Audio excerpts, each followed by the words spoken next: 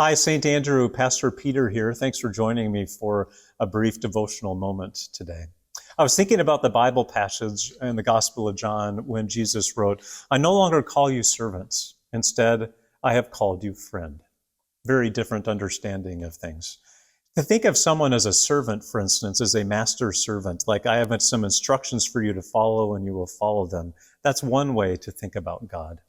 Or if I'm an employer and I have employees and I have expectations for them to follow, and that's how you get from A to Z in that relationship. Jesus is taking the focus off of that kind of hierarchical relationship and saying instead that I'm your friend. Think of it in this way. So we all are used to using GPS systems in our phones or in our cars as a way to get to here to there. All I need to do is follow what the phone says and it'll get me to my destination. It doesn't require much thought or relationship at all. Remember back in the days, rewind to the days when if you wanted to get to Willow Drive, you would have to roll down your window and stop someone on the street. Could you help me get to Willow Drive, please? Sure, take a left here and a right there, and then maybe a couple blocks later, you'd have to stop someone else on the street to get the rest of the directions to Willow Drive. Well, think of it this way with God, though. Maybe with Jesus, when we call out and ask for directions, maybe Jesus says, I don't only know the way, but might I step into the car with you and take a seat in the passenger seat?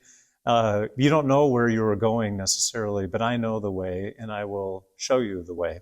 I'll lead you there and be with you through this process. That's what a friend would do, someone who's in relationship with us. God, that is a God who gives us an instruction booklet or has a plan for us to follow A to Z, is a little bit more removed. I like how Jesus breaks it down and says, you are my friend. And so think about that here today as we engage a new sermon series here called Be Real.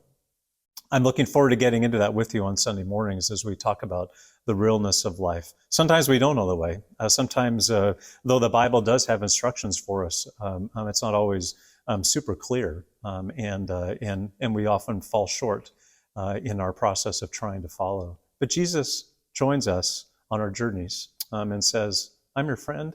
Would you call me a friend? Okay. I'll show you the way because I know the way to the place where you need to go.